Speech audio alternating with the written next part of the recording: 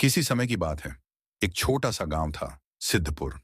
सिद्धपुर गांव के चारों ओर घना जंगल फैला हुआ था, जो प्राचीन पेड़ों और झाड़ियों से ढंका हुआ था।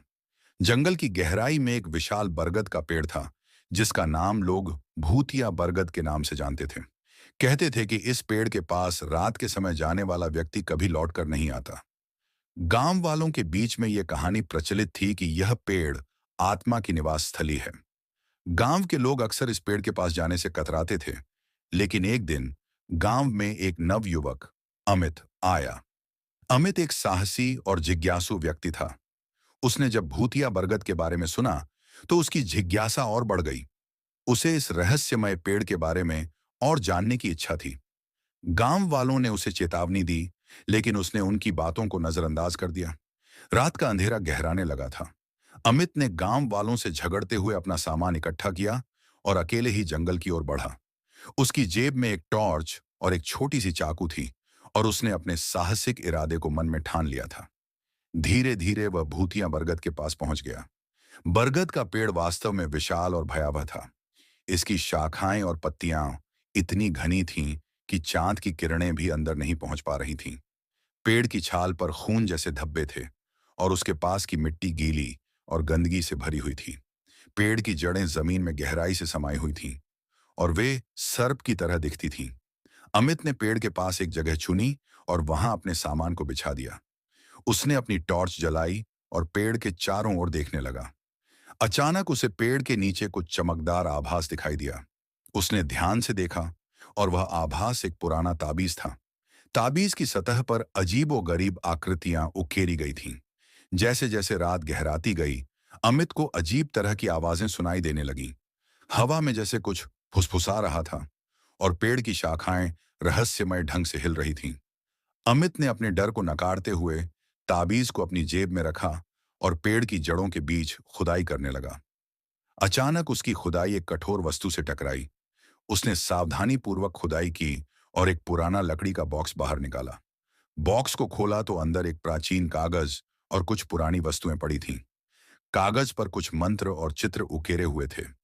अमित ने उन वस्तुओं को देखकर यह समझा कि यह किसी समय का जादू टोना हो सकता है। जैसे ही उसने बॉक्स को छुआ, उसे एक तेज झटका महसूस हुआ, और उसके आसपास की हवा ठंडी हो गई। अमित ने डर के मारे बॉक्स को छोड़ दिया और तेजी से बाहर निकलने की कोशिश की, लेकिन पेड़ की जड़ें जैसे जीवंत हो गई थीं और उसे बाहर निकलने से रोक रही थीं। उसे महसूस हुआ कि जैसे कोई अदृश्य ताकत उसे पकड़ रही हो। उसने जड़ों को काटने की कोशिश की, लेकिन हर बार उसकी चाकू पर एक अजीब तरह की शक्ति महसूस होती। अचानक उसके सामने एक पारदर्शी आत्मा प्रकट हुई।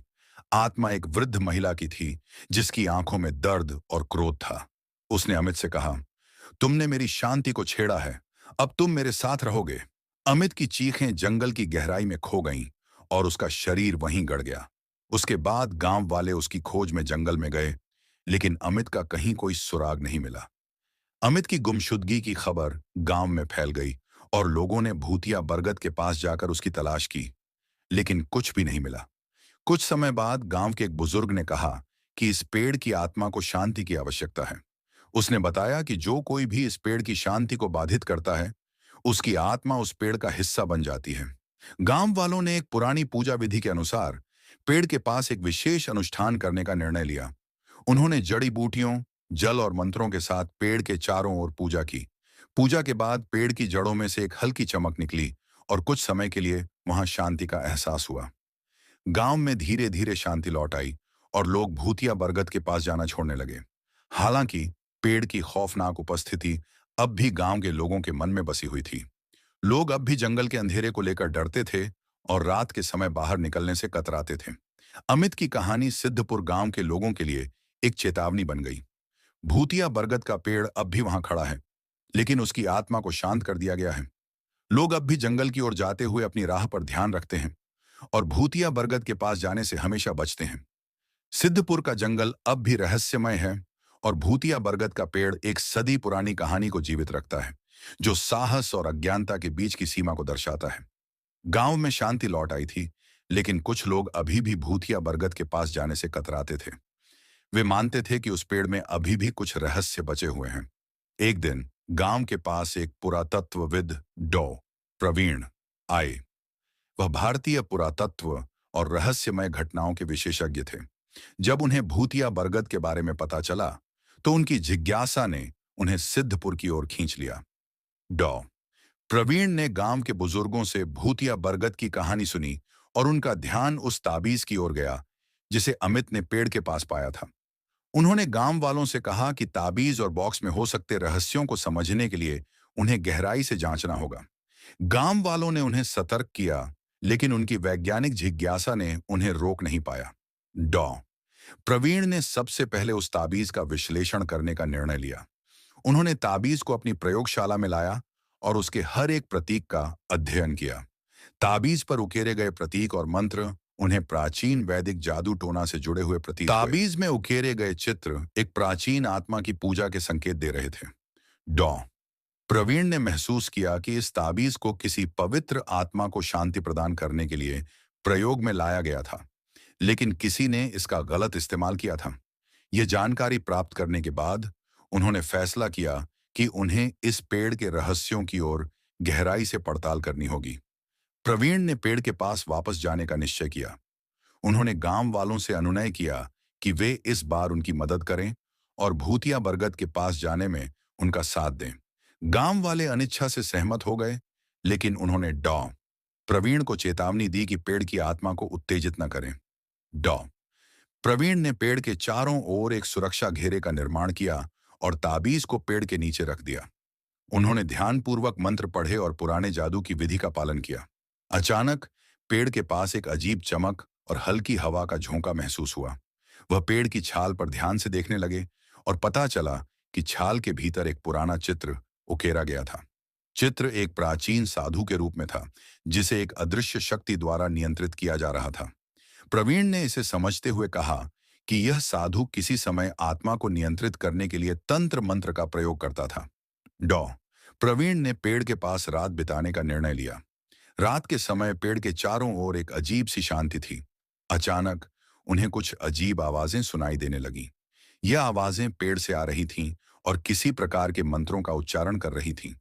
प्रवीण ने ध्यानपूर्वक सुना और समझा कि ये आवाजें एक आत्मा की थीं, जो अपने दैनंदिन कर्मों की पूरी होने का इंतजार कर रही थीं।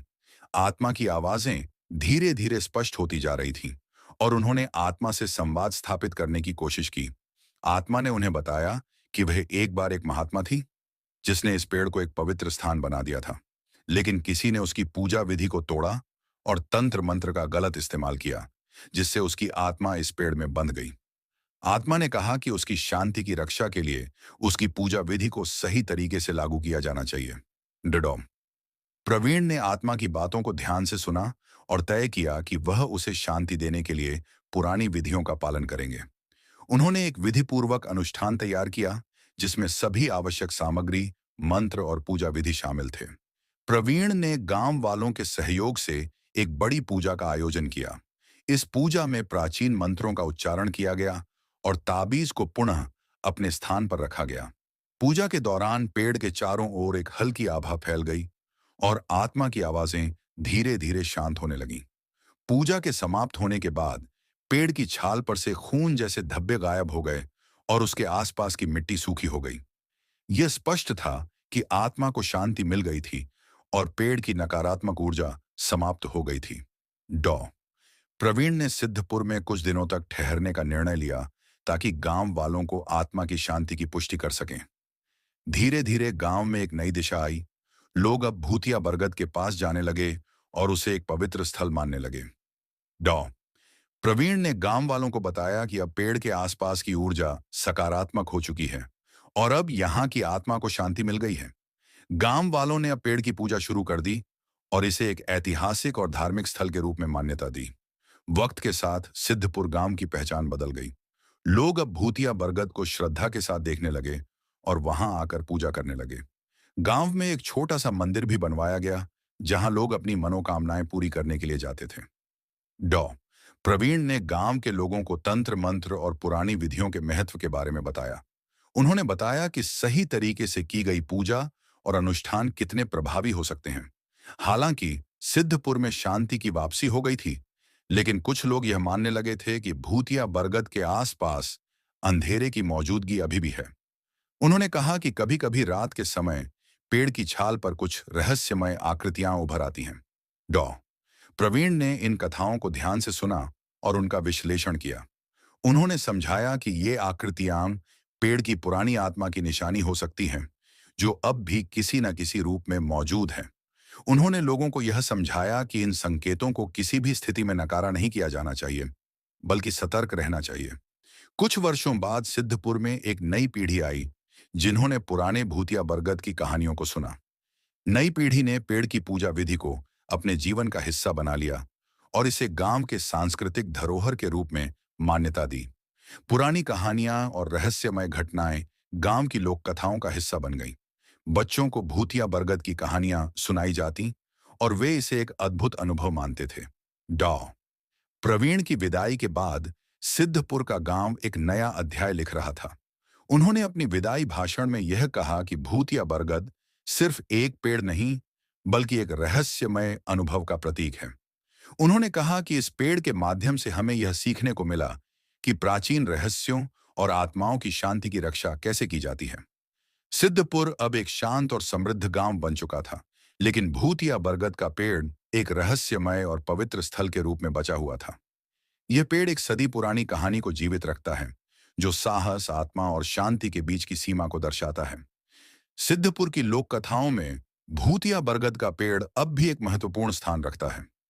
लोगों ने इस पेड़ को एक शिक्षाप्रद उदाहरण माना, जो दिखाता है कि अंधेरे के बीच भी प्रकाश और शांति की उम्मीद सिद्धपुर में शांति कायम हो गई थी, लेकिन कुछ पुरानी किताबों और दस्तावेजों के माध्यम से डॉ प्रवीण ने एक नई जानकारी प्राप्त की। उन्होंने एक पुराना ग्रंथ खोजा, जिसमें भूतिया बरगद के पेड़ के बारे में और भी अधिक विवरण था। ग्रंथ में उल्लेख था कि यह पेड़ एक विशेष प्रकार की वसीयत के तहत था, जो कि एक प्राचीन अनुष्ठान के हिस्से के रूप में था। प्रवीण ने इस ग्रंथ का अध्ययन किया और पाया कि पेड़ की आत्मा को शांति देने के लिए केवल पूजा ही पर्याप्त नहीं थी। ग्रंथ के अनुसार यह पेड़ किसी समय एक शक्तिशाली साधु की तपस्या का स्थल था, जिसने एक विशेष तंत्र मंत्र के माध्यम से इस पेड़ को एक शक्तिशाली शक्ति केंद्र बना दिया था।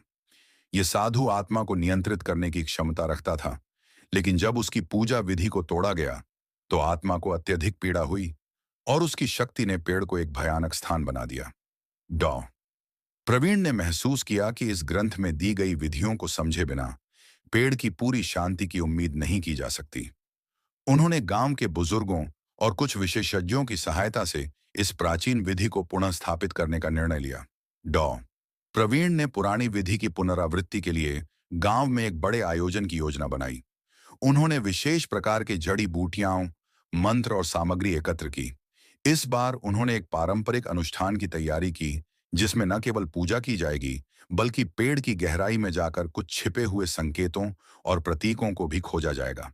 गांव के बुजुर्गों और विशेषज्ञों की टीम ने मिलकर यह तय किया कि अनुष्ठान की प्रक्रिया रात के अंधेरे में की जाएगी, ताकि पेड़ की आत्मा से सीधा संपर्क हो सके। डॉ प्रवीण और उनकी टीम ने सुरक्षा के विशेष उपाय किए और पेड़ के चारों ओर एक परिधि स्थापित की। डॉ प्रवीण और उनकी टीम ने रात के अंधेरे में पेड़ के चारों ओर का गहन अध्ययन किया। उन्होंने पेड़ की छाल पर उकेरे गए प्रतीकों और चित्रों को ध्यानपूर्वक झांचा। अचानक एक पुराने नक्शे की तरह कुछ छिपे हुए चित्र सामने आए, जो पहले की पूजा विधियों और तंत्र मंत्र की कहानी को दर्शाते थे। इस दौरान टीम को पेड़ की जड़ों के नीचे एक छुपी हुई गुफा का पता चला। गुफा के भीतर उन्होंने एक पुराना संदूक खोजा, जिसमें प्राचीन ग्रंथ, तंत्र मंत्र और अन्य पवित्र वस्तुएं रखी हुई थीं। संदूक को खोलने पर एक अद्भुत ऊर्जा की लहर महसूस हुई, जो कि गुफा के भीतर फैल गई। गुफा के भीतर की वस्तुओं को देखकर डॉ प्रवीण ने पाया कि ये वस्तुएं उन पुराने साधु की पूजा विधियों के महत्वपूर्ण भाग थीं। ग्रंथों में यह उल्लेख था कि पेड़ के आसपास की ऊर्जा को सही दिशा में प्रवाहित करने के लिए विशेष तंत्र मंत्र की आवश्यकता थी। प्रवीण ने ग्रंथों का अध्ययन किया और समझा कि आत्मा को शांति प्रदान करने के लिए इस विशेष तंत्र मंत्र को सही समय पर और सही तरीके से उपयोग करना होगा। गुफा में किए गए खोज के आधार पर उन्होंने एक विशेष योजना बनाई, जो अनुष्ठान के दौरान प्रयोग में लाई जानी थी। प्रवीण ने गांव वालों को एक और बार तंत्र मंत्र के अनुष्ठान में सहयोग देने का आग्रह किया। उन्होंने सभी को बताया कि यह अनुष्ठान पेड़ की आत्मा को पूर्ण शांति देने के लिए आवश्यक है।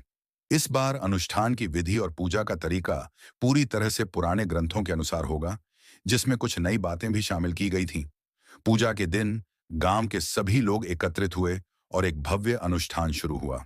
डॉ प्रवीण और उनकी टीम ने पुराने ग्रंथों में बताए गए मंत्रों का उच्चारण किया और तंत्र मंत्र की विधियों का पालन किया।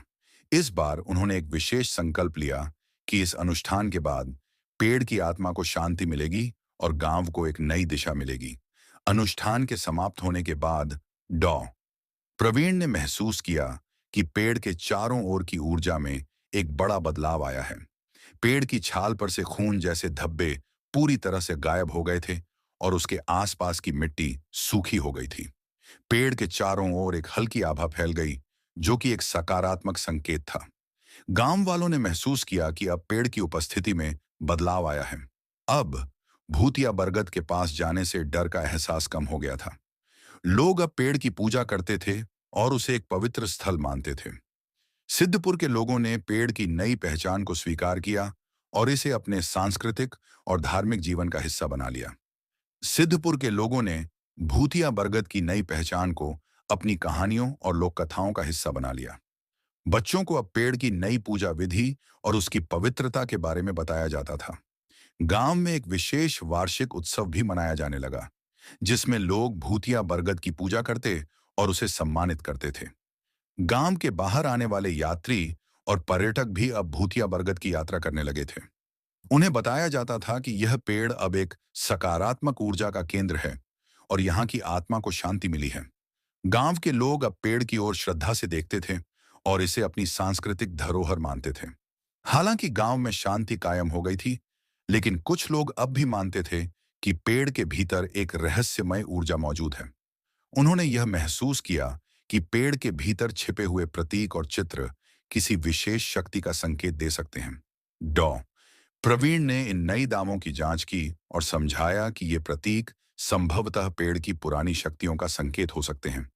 उन्होंने बताया कि इन प्रतीकों को सही ढंग से समझना और उनका विश्लेषण करना आवश्यक है, ताकि कोई भी अज्ञात शक्ति उत्पन्न न हो सके।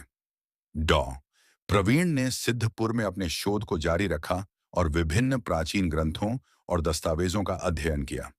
उन्होंने पाया कि भूतिया बरगद के पेड़ के साथ जुड़ी हुई कई पुरानी कहानियां और रहस्यमय घटनाएं थीं, जो अब भी गांव में चर्चा का विषय थीं। एक दिन डॉ प्रवीण ने एक बहुत ही पुराना ग्रंथ खोजा, जिसमें एक प्राचीन साधु के जीवन के बारे में विस्तृत जानकारी थी। ग्रंथ में लिखा था कि साधु ने अपने जीवन के अंतिम दिनों में एक विशेष तंत्र मंत्र की तैयारी की थी, जो पेड़ के भीतर छिपा हुआ था। ग्रंथ में वर्णित साधु की कहानी ने डॉ प्रवीण को प्रभावित किया। साधु ने एक बार एक शक्तिशाली तंत्र मंत्र की सहायता से इस पेड़ को एक पवित्र स्थान बनाने की कोशिश की थी, लेकिन जब उसकी पूजा विधि को तोड़ा गया, तो साधु की आत्मा ने पेड़ में बंधकर एक रहस्यमय शक्ति प्राप्त कर ली थी। डॉ प्रवीण ने समझा कि इस साधु की आत्मा की शांति की पूर्णता के लिए उसे पूरी तरह से समझने और उसकी पूजा विधियों का सही पालन करने की आवश्यकता थी। उन्होंने सिद्धपुर के लोगों को इस नई जानकारी के बारे में बताया और उन्हें एक विशेष अनुष्ठान करने का सुझाव दिया। अनुष्ठान के दिन गांव के लोग और डॉ प्रवीण ने मिलकर साधु की पूजा विधियों का पालन किया और तंत्र मंत्र का उच्चारण किया।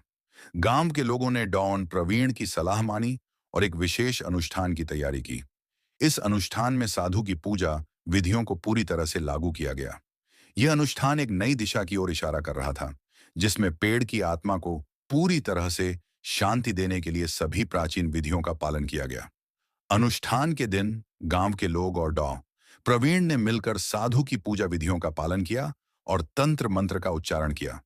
पेड़ के चारों ओर एक विशेष मंडल बनाया गया, जिसमें प्राचीन मंत्रों की किताबें, रुद्राक्ष, चावल, फूल और अन्य पूजा सामग्री रखी गई।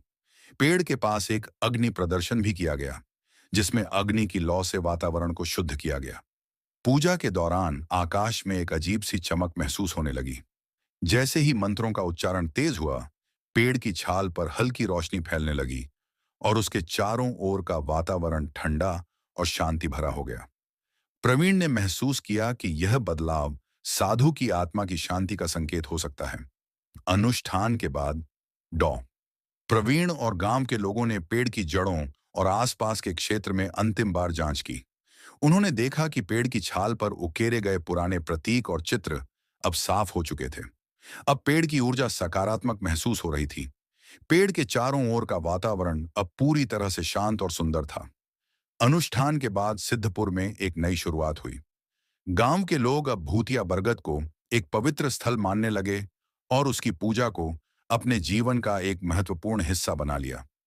भूतिया बरगद के पास अब कोई अजीब घटना या भयावहता नहीं थी।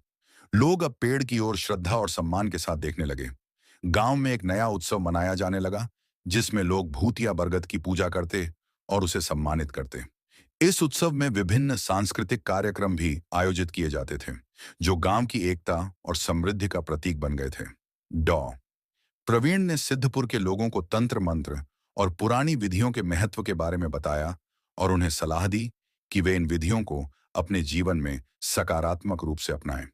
उन्होंने गांव वालों को समझाया कि अंधेरे और रहस्यों से डरने की बजाय हमें उन्हें समझने और उनसे सीखने की कोशिश करनी चाहिए। सिद्धपुर का गांव अब एक नई पहचान के साथ उभर चुका था। लोग अब भूतिया बरगद को एक ऐतिहासिक और धार्मिक स्थल मानते थे और उसकी पूजा करते थे। गांव के बाहर आने वाले यात्री और पर्यटक भी अब भूतिया बरगद की यात्रा करने लगे थे।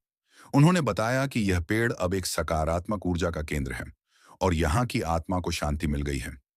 गांव के बाहर आने वाले पर्यटकों के लिए एक छोटा सा संग्रहालय भी स्थापित किया गया, जिसमें भूतिया बरगद से जुड़ी हुई पुरानी कहानियां और इतिहास को संजो कर रखा गया था। यह संग्रहालय गांव की सांस्कृतिक धरोहर को दर्शाता था और वहां आने वाले लोगों को भूतिया बरगद के इतिहास और महत्व के बारे में जानकारी प्रदान करता था। समय के साथ सिद्धपुर में एक नई पीढ़ी आई। नई पीढ़ी ने भूतिया बरगद की कहानियों को सुना और उसे अपनी सांस्कृतिक धरोहर का हिस्सा माना। बच्चों को भूतिया बरगद की पूजा विधि और उसकी पवित्रता के बारे में बताया जाता था। वे पेड़ की पूजा को एक महत्वपूर्ण परंपरा मानते थे और इसे अपने जीवन का हिस्सा बनाते थे। गांव के लोग अब भी भूतिया बरगद की पूजा करते थे, लेकिन अब यह पूजा केवल एक धार्मिक अनुष्ठान नहीं, बल्कि गांव के जीवन का एक हिस्सा बन गई थी। बच्चों को भूतिया बरगद की कहानियां सुनाई जाती थीं और वे इसे एक अद्भुत अनुभव मानते थे। हालांकि सिद्धपुर में शांति थी, लेकिन कुछ लोग यह मानते थे कि भूतिया बरगद के भीतर अब भी अज्ञात रहस्यों की उपस्थिति हो सकती है। उन्होंने कहा कि कभी-कभी रात के समय पेड़ की छाल पर कुछ रहस्यमय आकृतियां उभर आती हैं और यह अंधेरे की एक निशानी हो सकती है। डॉ प्रवीण ने इन कथाओं की जांच की और समझाया कि ये आकृतियां संभवतः पेड़ की पुरानी शक्तियों का संकेत हो सकती हैं। उन्होंने बताया कि इन संकेतों को नकारा नहीं किया जाना चाहिए, बल्कि सतर्क रहना चाहिए और सही दिशा में जांच करनी चाहिए। डॉ प्रवीण ने सिद्धपुर में एक नई खोज शुरू की और भूतिया बरगद के रहस्यों की गहराई में जाने का निर्णय लिया। उन्होंने एक विशेषज्ञ टीम बनाई जो पेड़ के चारों ओर के क्षेत्र की गहन जांच करेगी और किसी भी रहस्यमय गतिविधि का पता लगाएगी। विशेषज्ञ टीम ने पेड़ के आसपास के क्षेत्र की विस्तृत जांच की और पेड़ की छाल पर उकेरे गए चित्रों और प्रतीकों का अध्ययन किया। उन्होंने पाया कि ये प्रतीक और चित्र वास्तव में प्राचीन तंत्र मंत्र और पूजा विधियों से संबंधित थे। उन्होंने यह भी समझा कि ये प्रतीक अब भी पेड़ के भीतर छिपी शक्तियों का संकेत हो सकते हैं। डॉ प्रवीण और उनकी टीम ने पाया कि पेड़ के भीतर कुछ संकेत थे जो कि एक शक्तिशाली ऊर्जा का संकेत दे सकते हैं। उन्होंने ये संकेत पहचानने के लिए कई परीक्षण किए और यह महसूस किया कि ये संकेत पेड़ की पुरानी शक्तियों का हिस्सा हो सकते हैं। प्रवीण ने यह निष्कर्ष निकाला कि पेड़ की ऊर्जा और शक्तियां अब भी सक्रिय हो सकती हैं, लेकिन वे अब सकारात्मक दिशा में प्रवाहित हो रही थीं। उन्होंने यह भी बताया कि किसी भी प्रकार की अनवांछित ऊर्जा को नियंत्रित करने के लिए सतर्क रहना आवश्यक है। प्रवीण ने यह निष्कर्ष निकाला कि भूतिया बरगद की ऊर्जा अब भी सक्रिय थी, लेकिन यह ऊर्जा अब सकारात्मक दिशा में प्रवाहित हो रही थी। उन्होंने कहा कि पेड़ की ऊर्जा का सही ढंग से उपयोग करने के लिए एक विशेष ध्यान और समझ की आवश्यकता है। गांव के लोगों ने इस नई जानकारी को स्वीकार किया और भूतिया बरगद की पूजा विधियों को और भी सावधानी पूर्वक अपनाने का निर्णय लिया। उन्होंने सुनिश्चित किया कि पेड़ के आसपास की ऊर्जा को सही दिशा में प्रवाहित किया जाए और किसी भी प्रकार की नकारात्मकता को दूर किया जाए। सिद्धपुर में अब भी भूतिया बरगद को लेकर रहस्य और उत्सुकता बनी हुई थी। गांव के लोग अब भी पेड़ की पूजा करते थे और उसकी पवित्रता को बनाए रखने के लिए सतर्क रहते थे। डॉ प्रवीण और उनकी टीम ने गांव वालों को यह सलाह दी कि वे पेड़ की पूजा विधियों को सही तरीके से अपनाएं और किसी भी नई गतिविधि को सावधानी पूर्वक जांचें। गांव के लोगों ने भूतिया बरगद को अपनी सांस्कृतिक धरोहर मान लिया और उसे श्रद्धा के साथ पूजा किया। उन्होंने महसूस किया कि पेड़ की ऊर्जा अब भी एक महत्वपूर्ण हिस्सा है और उसे सही दिशा में प्रवाहित करने के लिए सतर्क रहना आवश्यक है। समय के साथ सिद्धपुर का गांव एक नई धरोहर के रूप में उभरा। भूतिया बरगद अब एक सकारात्मक ऊर्जा का केंद्र बन चुका था और लोगों ने उसे अपनी सांस्कृतिक और धार्मिक पहचान के रूप में स्वीकार किया। गांव के बाहर आने वाले पर्यटकों और श्रद्धालुओं ने भी भूतिया बरगद की यात्रा की और उसकी पूजा की। गांव में अब एक नई दिशा और ऊर्जा आई थी। भूतिया बरगद की पूजा और उसकी पवित्रता ने सिद्धपुर को एक नई पहचान दी और इसे एक महत्वपूर्ण धार्मिक स्थल बना दिया। गांव के लोग अब भूतिया बरगद की पूजा को अपनी जीवन की महत्वपूर्ण परंपरा मानते थे और उसकी पवित्रता को बनाए रखने के लिए सतर्क रहते थे। सिद्धपुर के गांव में अब एक नई दिशा और सकारात्मक ऊर्जा का संचार हो चुका था। भूतिया बरगद अब एक धार्मिक स्थल और सांस्कृतिक धरोहर के रूप में मान्यता प्राप्त कर चुका था। गांव के लोग अब भूतिया बरगद की पूजा को अपनी जीवन की एक महत्वपूर्ण परंपरा मानते थे